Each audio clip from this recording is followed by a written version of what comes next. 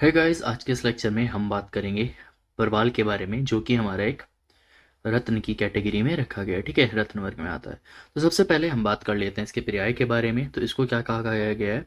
भौमरत्न, विद्रुव, अंगारक मणि इसके नाम से जाना जाता है सबसे पहले। इसके बाद हम बात करते हैं इसके इंट्रोडक्शन के बारे में, यानी कि परिचय के बारे में।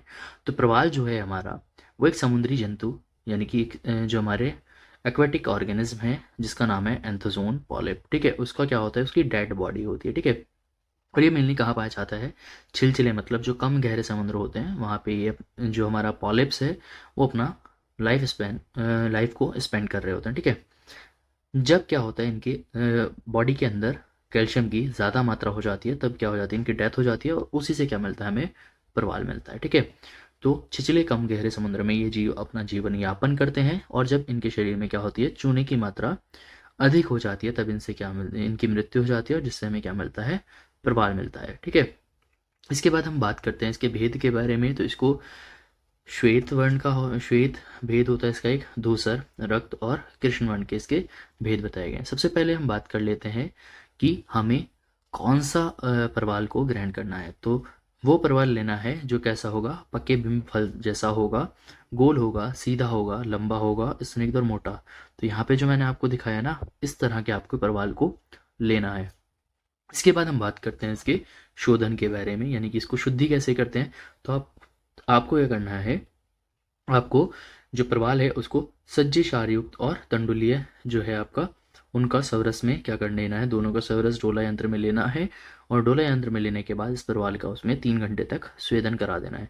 जब आप इसका स्वेदन करा दोगे तो इसका क्या हो जाएगा, शोधन हो जाता है। ठीक है, इसके बाद मारण की बात करते हैं, किस तरह से इसकी भस्म का निर्माण करना है। तो जो आपका प्रवाल है उसको सबसे पहले क्या कर लेना है, चूर्ण बना लेना है। चूर्ण बनाने के बाद जो आपका घृत्य कुमारी है या शतावरी है, उसके स्वरस से भावना दे देनी है। भावना देने के बाद क्या करना है, आपको उसका चक्रिका बना लेना है, यानी कि इस तरह से सोप बॉक्स जैसा, जैसा सोप होता है इस तरह का अपीयरेंस दे देना है। और इसको शराब संपुट, यानी कि 2 शकोरे जो होते हैं प्याले, इस तरह से उसको बंद करके अच्छे से ऊपर लेप वगैरह करके उसमें क्या करना है, गजपुट, मतलब उसको अग्नि दे देनी है। और अग्नि कितनी बार देनी है, 3 बार उसको गजपुट देना है, जिसकी वजह से क्या होगा, इसकी भस्म का निर्माण हो जाएगा। ठीक है, इसके बाद हम बात करते हैं प्रवाल जो पिष्टी है, यानी कि पेस्ट है, किस तरह से बनाते हैं। सबसे पहले आपको क्या करना है, जो आपका प्रवाल है उसको धो के सुखा लेना है। उसके बाद क्या करना है, उसके सूक्ष्म चूर्ण, मतलब उसको एक पाउडर बना लेना है। पाउडर को बनाने के बाद क्या करना है, जो आपका खलव है उसमें डालकर गुलाब जल से 3 दिन तक मर्दन कर लेना है। और मर्दन करने के बाद जो आपका हल्के गुलाबी रंग की जो पेस्ट प्रिपेयर होगा, वो होगी इसकी प्रवाल पिष्टी। ठीक है, इसके बाद हम बात करते हैं चंद्रपुटी प्रवाल पिष्टी।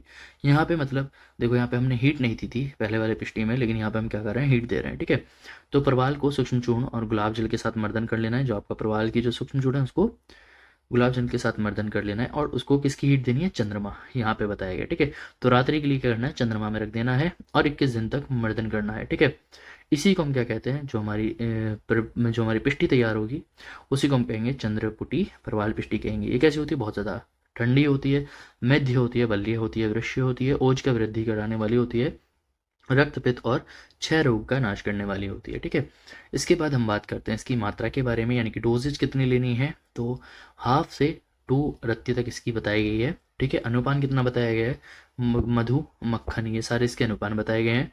भस्म की बात की जाए तो भस्म के क्या गुण होते हैं, शीतवीर्य होता है, लघु होता है, क्षारीय स्वाद वाला होता है, दीपन होता है, पाचन होता है, नेत्रीय होता है, त्रिदोष हन होता है, कफ वात नाशक होता है, बल्य होता है, वृश्य होता है, भूतग्न होता है, विषगग्न होता है, और शुक्र को बढ़ाने वाला होता है। ठीक है, इसके बाद हम इसके प्रमुख योग, यानी कि इसकी फॉर्मुलेशंस की बात कर लेते हैं। तो डिफरेंट फॉर्मुलेशंस में आपको मिल जाएगा मार्केट में, जैसे बसंत तिलक रस, ठीक है, प्रवाल पंच अमृत, मुक्ता पंच अमृत, कस्तूरी भैरव रस, और अपूर्व मालवी वसंत के नाम से इसकी फॉर्मुलेशंस आपको मार्केट में मिल जाएंगी। तो ये था आज का लेक्चर, जिसमें हमने प्रवाल के बारे में पढ़ा।